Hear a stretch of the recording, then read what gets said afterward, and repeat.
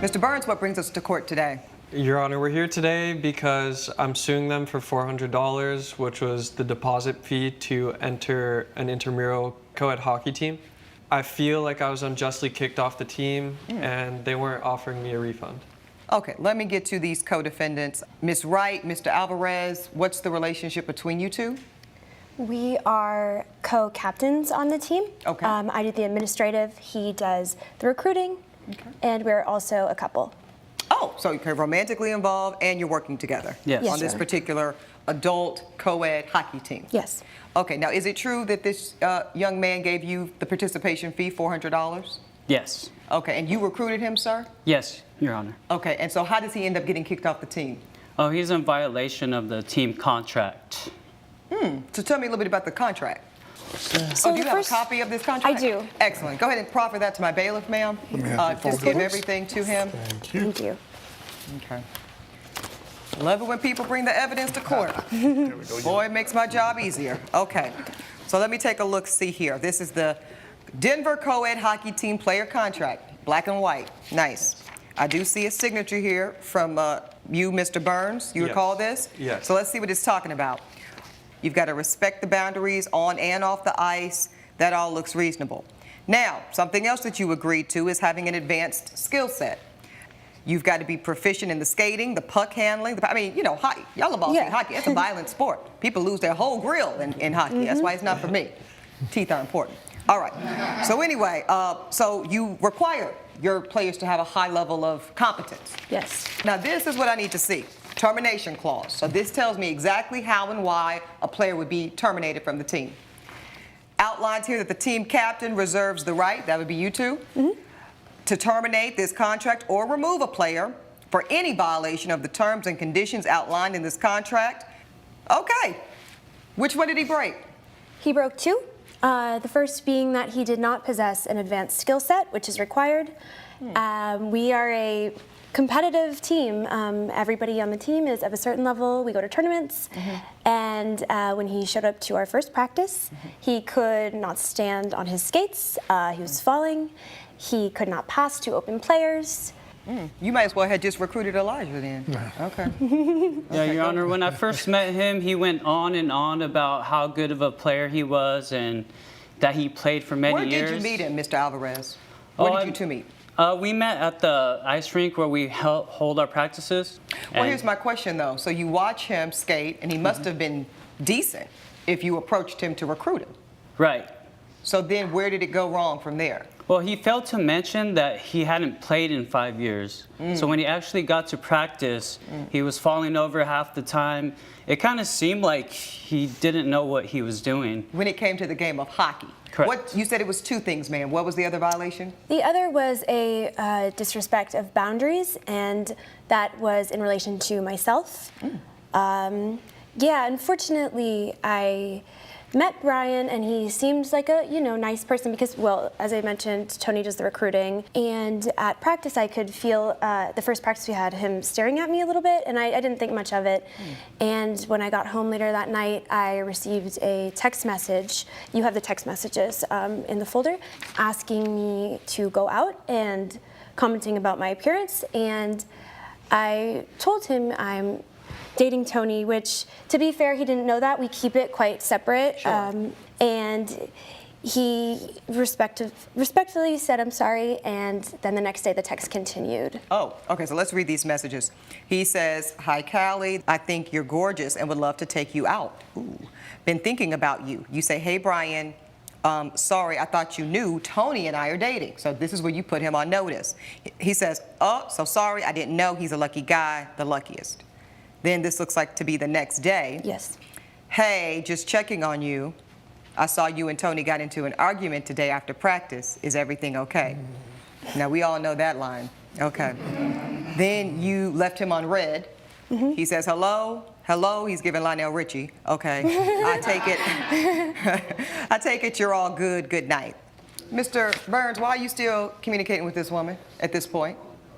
Well, the follow-up texts were, like, when I go into "Are you okay?" that was genuinely out of concern because I saw them get into like a kind of a big scuffle where their voices were loud. Right. And I just wanted to be a helping hand. And that should not have been any of his concern.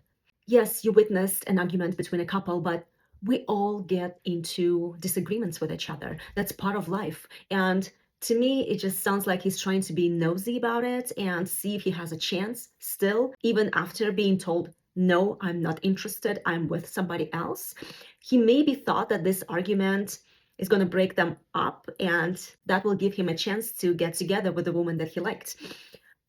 Too soon, mate. Too soon. Just back off, wait, observe. You're still brand new on the team. Maybe try to prove yourself first and then try to fix your love life. Maybe that shouldn't be your priority when, according to the defendants, you had trouble standing up on skates. Let's go back. Mr. Burns, why is their scuffle any of your business?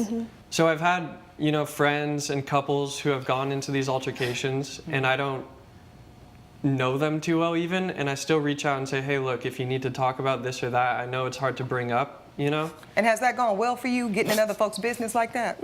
Well, I feel like it served as like a good Samaritan thing, because there are some moments where people wouldn't go out and talk about these kinds of things, but they would if you were the first one to jump and say like, hey, are you okay? We're going to put a pin in that. Okay, so let's get back to, because of these two violations of your contract, which the court acknowledges the plaintiff did sign, you asked him to leave the team. Now, who actually asked him to leave the team? I did. I made the call. Okay, and what did you say? I called him and told him that he was in violation of the contract, and he requested a refund, but as stated in the contract... Let me go back to the contract. Hold on now, Mr. Alvarez. Termination of this contract may also occur to other factors. In such cases, this is key, any fees or dues paid by the player shall be non-refundable. And then it's signed and dated by both parties. Okay, so you Correct. told him that. Yes. And then what did he say? He pretty much ignored what I said and said he wanted his money back or he's going to see us in court. Oh, wow. And so that's what brings us here today. Right. Yes. This is you asking for your refund. Yes. Now, honestly tell this court, sir, are you up to par? Yes, absolutely. Okay. So why are they saying such different things? Just the fact that they're judging me off of the first two practices, look, I'll admit, I'm a little bit rusty.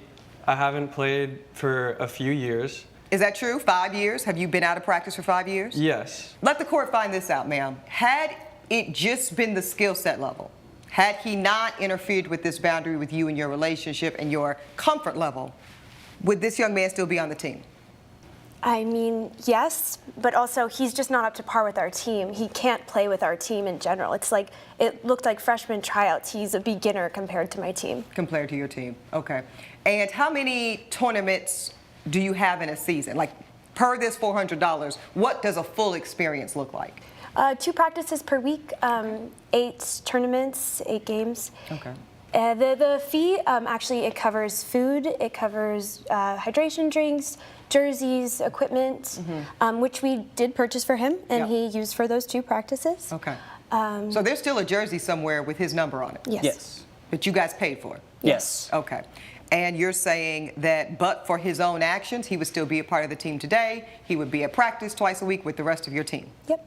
Okay, and that's interesting because listening to them, they did make it sound like him not possessing the skill played a bigger role in them terminating his contract and not the actual text messages that made her uncomfortable. And girls, I would like to hear your opinion on this one because from where I'm sitting, it did not look that bad.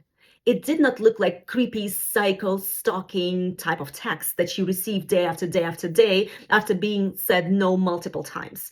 She did say no to him, but then he witnessed an altercation between the couple and he reached out asking if she was okay. And she could have responded to that text as well, just pointing out her previous response that I'm fine, thank you, stay in your lane, or something to that matter. But she did not respond at all. And to me, it's just 2 days of him sending the text. There was nothing else going on, or at least they did not present it as evidence.